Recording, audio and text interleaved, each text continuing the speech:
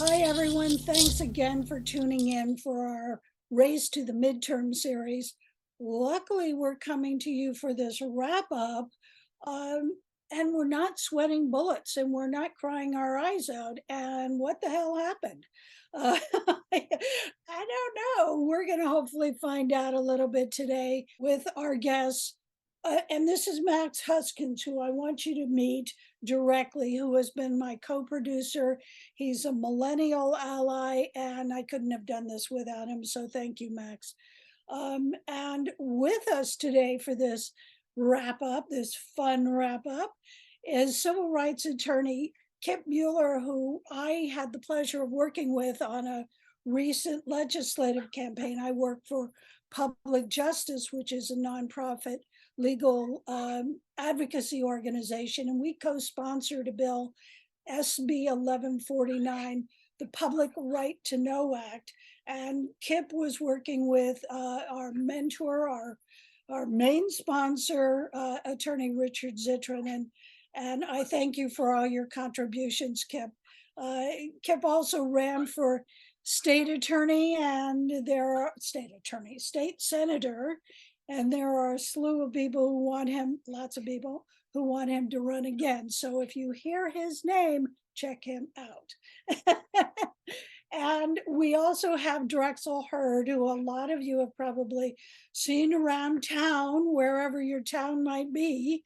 He is the former executive director of the Los Angeles County Democratic Party, and now he's a political Democratic strategist. So can't wait to hear his strategy for 2024. Laid on us, Drexel. Anyway, as I hope you can tell, this is a comfortable conversation about what just happened with the midterms, and we invite you to, respond in your own ways. Think of other ways you can participate, because no matter how this eventually turns out, your vote, your participation, your engagement, your voice, and your vote will matter still. So, without further ado, let me start with Max, since Gen Xers and your millennials, had a strong turnout. So, what do you think this all means? Well, I think that hopefully the future is looking brighter than expected, at least from our perspective here, because the millennial turnout and the Gen Z turnout was pretty damn strong. And young people showed up to the polls, and showed up, to vote for for important issues that pertain to all generations. And they voted a lot because I think if I was looking at the right statistics, they came close or even overtook the older generations this time around in terms of voting. What do you think was the most pressing issue? I mean, we know student loans, that's kind of a given. Climate change, Women's we all, rights to bodily autonomy for sure. I think that was, one of the drastic social problems that we're facing this time around, that people were motivated to go out and vote there. great. Kip, um, you know a lot about, as does Drexel, you know a lot about California politics. I have to say, I was really surprised to see the strong showing of the Republicans in the midterms. This is California. At one point, as you well know, Republicans were a lower registration than decline to identify, or whatever it's called. Uh, what happened and why? And why is Christy Smith not already overwhelmingly elected? Boggles my mind as well. But yeah, let me start with. So first, let's just talk about the backdrop of this election. We don't want to take this for granted, even though the results were not as negative. We had historically, after Democrats take over DC, we're supposed to lose badly, right? That's first. We had historic inflation, gas prices, California unusually, expensive and it's a expensive standard of living here in California. Add to that our gas prices, inflation, Biden's approval rating, the media's insistence that crime is, everywhere in your backyard. And so that's the first backdrop of all of this, right? So that's what has to be overcome next. And I think that actually Nate Silver with it was on the Daily Podcast and explained that the issues that came up this year, obviously the Dobbs ruling, Which is and abortion rights, overturning Roe. overturning Roe was, a huge motivator for Democrats to come out, for independents to come out and vote.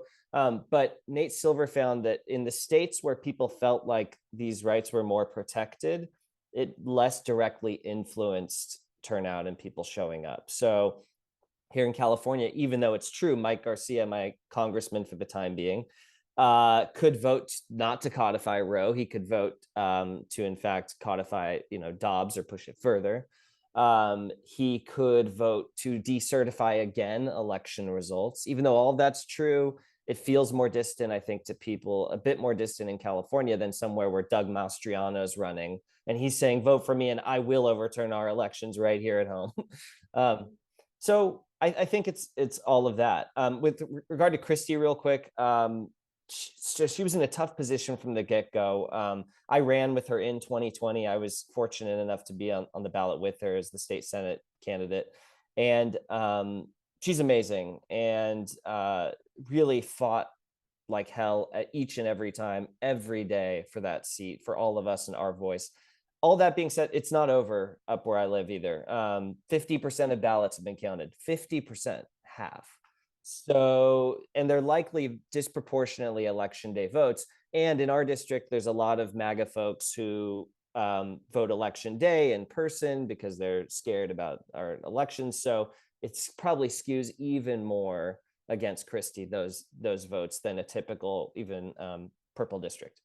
But I noticed that Garcia, who I've been calling a Trump fanboy, didn't ask Trump to come and rally with him.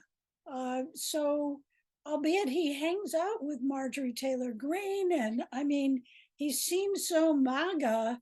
Why didn't he invite Trump to come to his backyard?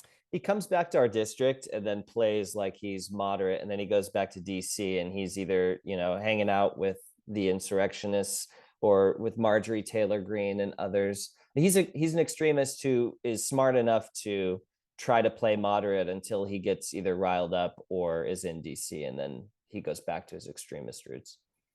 Great. Let me get Drexel in here. You Kipp mentioned abortion rights and that may have been a presumption on a lot of voters' parts, but I got to tell you, when Mark Gonzalez, who is the chair of the LA County Democratic Party, came on, he was, I think, in our first segment, he really stressed everybody getting out and voting for Proposition 1.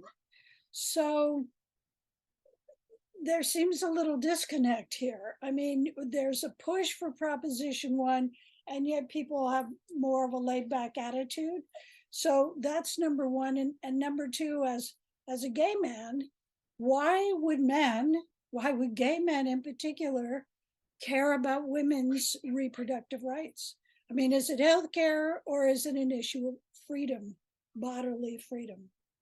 Sure. Well, first, thanks for having me. I think at the top you mentioned a lot of folks would love to see Kipp run. I think I have been saying that, as Kipp will probably tell you, for a couple of years, probably since the day after Election Day, the last time in 2020. I think I said, "Yep, time to put it back together again, Kipp," and let's see where that goes. But now he is, one of our leaders in the Santa Clarita Valley area for the California Democratic Party. So we are looking forward to making sure that he runs for Senate and seeing him succeed soon.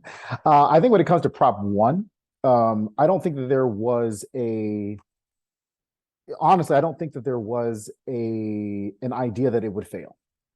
And I think a lot of folks, pushed Prop 1 to make a national stance, because as California goes, so goes the nation. So if California is making the big push, it is going to be at the forefront of voters' minds. One of the things that I have said about not just Prop 1 and about our Democratic messaging on since Dobbs has been making it an economic issue, not just a reproductive freedom issue, because 50% of women, the United States has about 50% of women in the population, as well as here in California, women make up a sizable portion of our voter base here as well. But we can't separate we cannot separate Roe v. Wade from how it impacts the economy. Could you explain that a little bit more? How does it impact the economy? The women are a huge portion of our workforce. Obviously, it will have reproductive freedom has a huge impact on how folks, how women are impacted in the workforce. We don't have a lot of states, California is not included, has a lot of great policies for families, but not a lot of states do. And so California is really taking up a lot of the slack and trying to push family-focused policies that will have an impact on women and their families. I think that when women make and parents make the tough choice about whether or not to terminate a pregnancy, whether or not it's for a medical issue, or whether or not it's so early enough to say, hey, I'm not ready for that, that is their choice. And I think that when we box up choices, we forget how choices are impacted, not just, hey, I'm not ready to be a parent because I'm not ready to be a parent, but why are you not ready to be a parent? And that is, in a lot of cases, is an economic issue. We're also going to see an uptick in single mothers.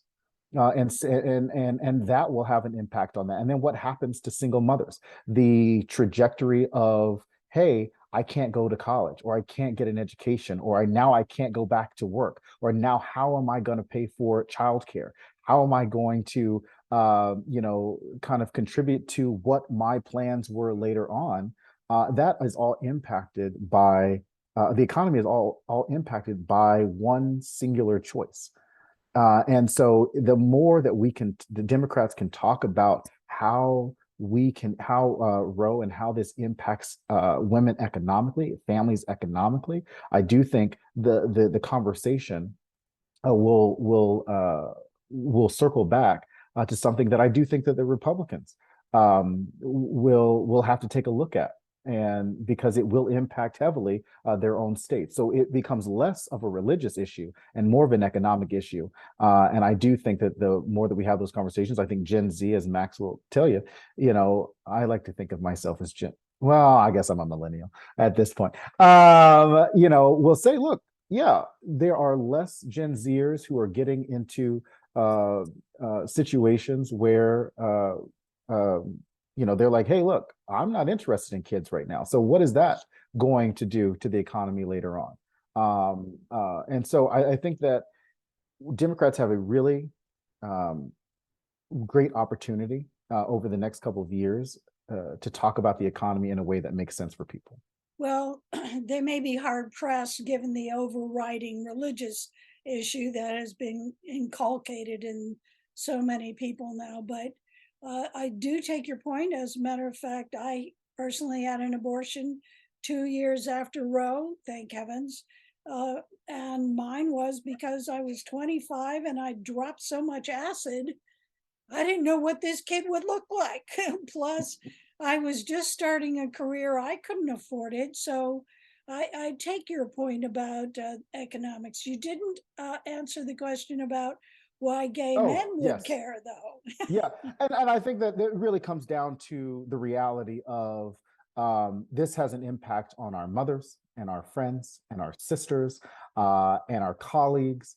And when, even when you look at the AIDS epidemic in the 80s, what happened, how the LGBT community has rallied around making sure that people understand it a little bit better. If it weren't for the community, we would not understand that. And it would not be in the position it is right now. If you look back at what happened earlier this year on monkeypox, the LGBT community rallied around that to educate people a little bit further on how to make sure we could stop that in its tracks. And we haven't really heard about it over the last couple of months because it really got stopped. I think that when the LGBT community really rallies around an issue, particularly women's reproductive rights, it is not because it is not because it only impacts women. It has a far-reaching impact on communities that we actually care about, and that we actually should care about, and we need to do more to educate other folks and other constituencies on what that will do to them. Look, there's a lot of LGBTQ people out there who are singularly focused on LGBT issues, and that's fine.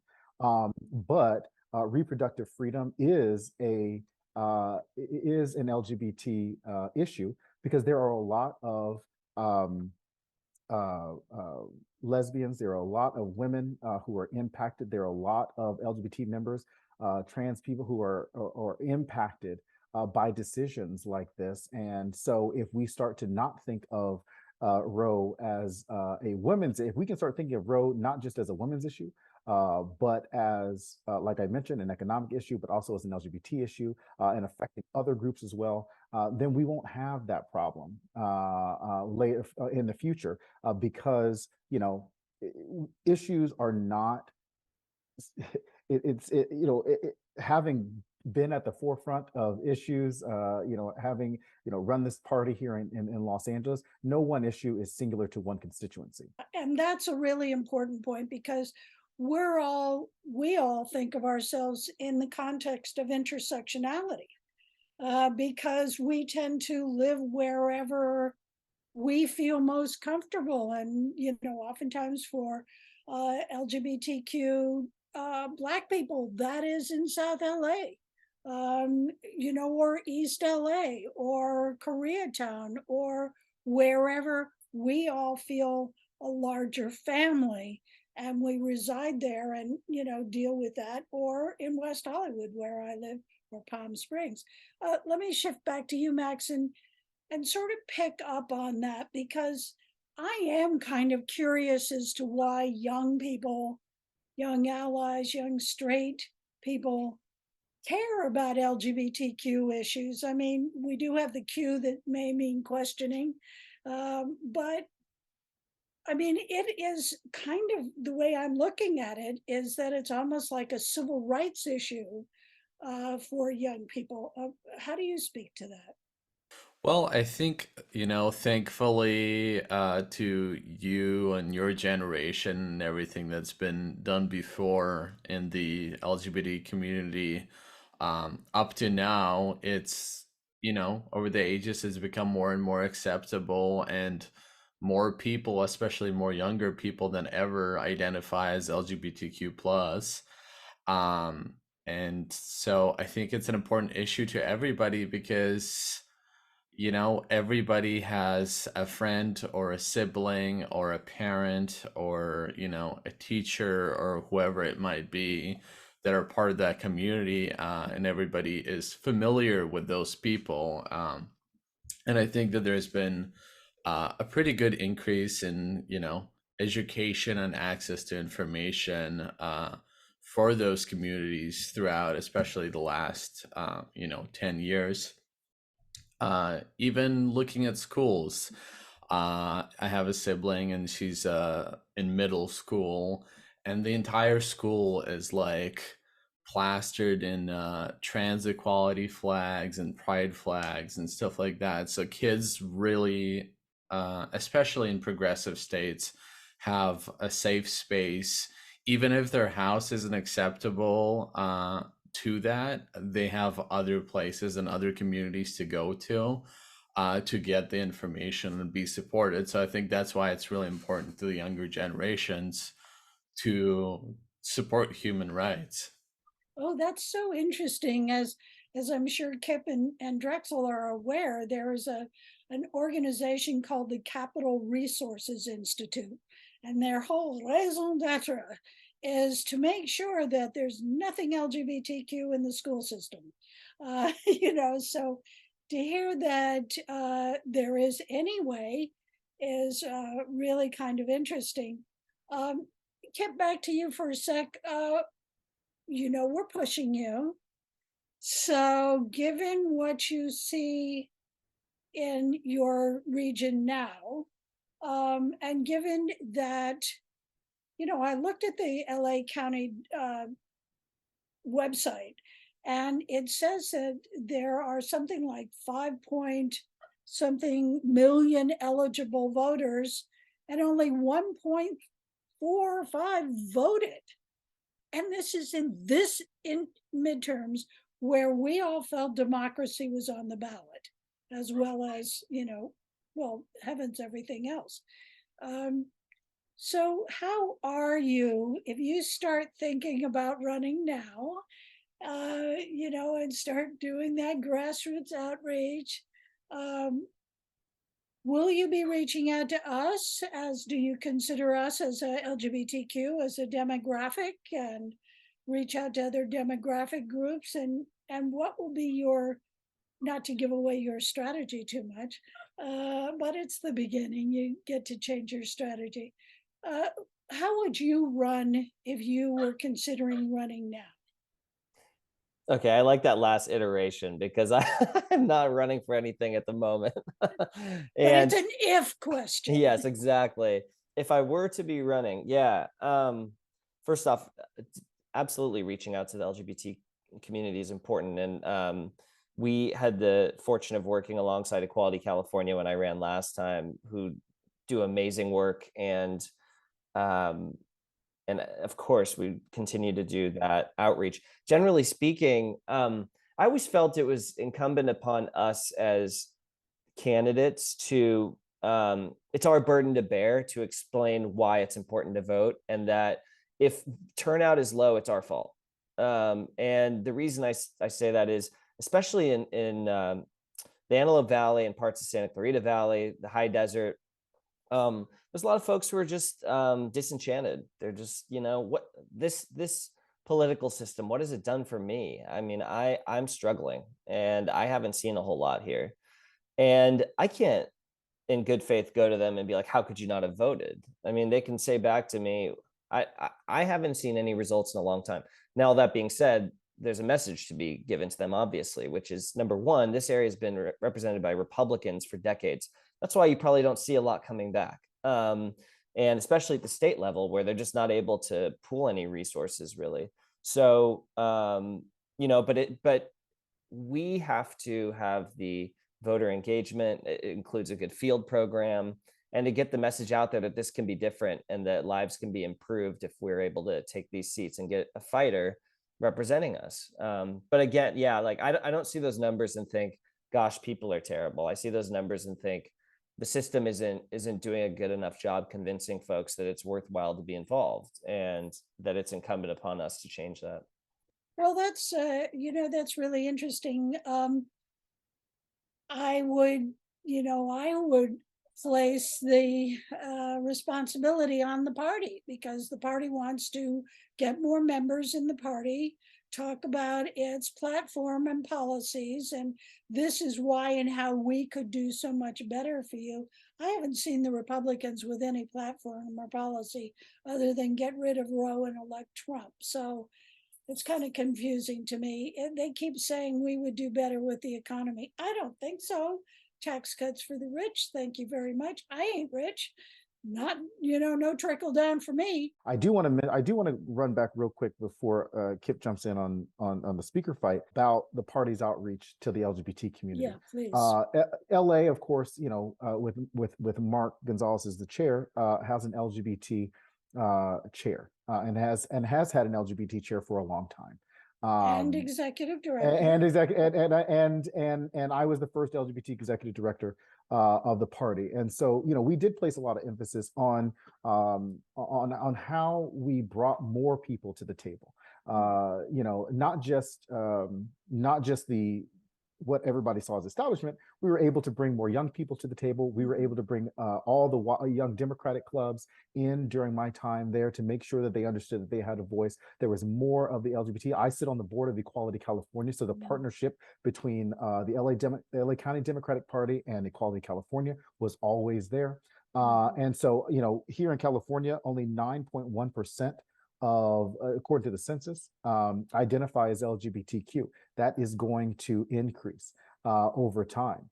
I think that in Kipp's area, there were a handful of LGBT candidates, first-time candidates who were running for school board, who will continue to run, who might not have been successful this time, but that doesn't mean they're not going to step up next time. I think the more that we see first-time candidates stepping up to do that, the more to your to part of your question is when is the party going to start taking a community seriously? And I do think that that comes with adding more leadership, more LGBT leadership in critical areas. At the California Democratic Party, David Campos is the party vice chair, LGBT. And so there are a lot of opportunities for our community to stay involved, stay engaged, and to be well respected. I don't think that, yes, the part of my story of being an LGBT executive director was a part of the story, right? It is, but it also, it also wasn't what my day to day was like, and the more that the more that our community can say, hey, look, our community is not just defined by West Hollywood. You've got Sasha Perez, who identifies as queer in Alhambra. You've got so many other young folks who are out there ready to run, who are going to be voices for this next generation coming up. Right. And you're starting to see that all across the country. The more that Run for Something, the group Run for Something brings in more candidates, the more that the next 50, the next 50 generation brings in more candidates and identifies LGBT candidates, the more that you're going to start seeing that. And I think the more that the party is going to pay a little bit more attention to those critical constituencies. Kipp, if you could give sort of some, back to the if question, if you could give some sort of closing thoughts on what the midterms kind of means to you, what's your final takeaway from the midterms, and what do you suggest we look for going forward? My honest takeaway is that the GOP is utterly lost. My honest takeaway is that despite all of the odds being in their favor, they fumbled it. It's amazing to me. And I have some unsolicited advice for the GOP. First, to banish Trump. He's a loser. He loses every time. He lost the popular vote in 2016 when he managed to win the Electoral College. And ever since then, he's lost horribly every single time. And the fact that they don't see that on the wall blows my mind. He's a total loser. And the second is to start standing for things. To your point about what about, can we take this speaker negotiation and work it into, well, I have some conditions on that. I'm open to that with Republicans, but I have some conditions. Start proposing solutions, stop being a party of bizarre fear mongering about litter boxes in school bathrooms. And because they're not going to survive the 21st century being a party of 20th century lunatics. What do they even want? What do they stand for other than, as you mentioned, tax cuts for the rich?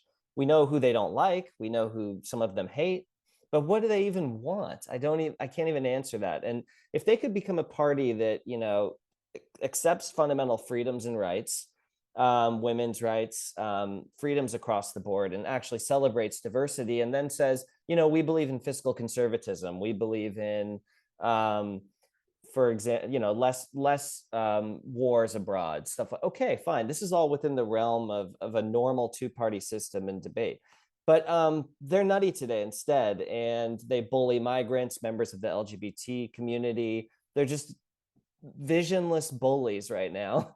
And it's only going to get worse because they might eke out a slight majority in the House, and then they're going to have to kowtow to the likes of Marjorie Taylor Greene and Lauren Boebert and Trump, and they're going to lose horribly again. So that's my unsolicited advice to them, is become normal again. And then I think there's opportunity for real negotiation and debate moving forward. And I think maybe I'll just say this. I think maybe this time might be different. They might actually move away from Trump. The sad commentary is what's probably convincing them to do it is that they're seeing that Trump loses. Not that they saw that he was willing to attempt a coup on January 6th. It's not a principled basis for moving away from him. It's a power basis, which speaks to the Republican Party. But all that being said, if they're moving away from him, then they're moving away from him. Maybe that's finally happening. Anyway, my takeaway is the GOP is lost, completely lost, and they're visionless, and they need a do-over and a makeover big time. Well, and thank heavens that, President Joe Biden has said he'd veto any of the crap that, if it actually makes it past the Senate, which it looks like the Democrats are going to hold on to the Senate. Chuck Schumer's negotiations with Joe Manchin aside, that's a whole other, the whole other take. Listen, I really want to thank you, Max. Thank you again for helping me with this series. We've reached out to a lot of people. We're reaching out to Kipp and reaching out to Drexel, and I wish both of you, the best in your fortunes to come. But mostly, I want to thank the people who tuned in and watched Race to the Midterms and read our stories in the Los Angeles Blade, which was our partner throughout this show, this episode. And if ordinary folks like Max and I can step up and do something because nobody else is doing it, so can you. It's about owning your voice, having a voice, owning it, shaping it, creating it. But, everybody has a voice, everybody has a story, and hopefully one day everybody will have a vote. So thank you very much to everybody here, and thank you very much for joining us. It's been really empowering, and now on to shoring up democracy. Thanks very much. Peace out.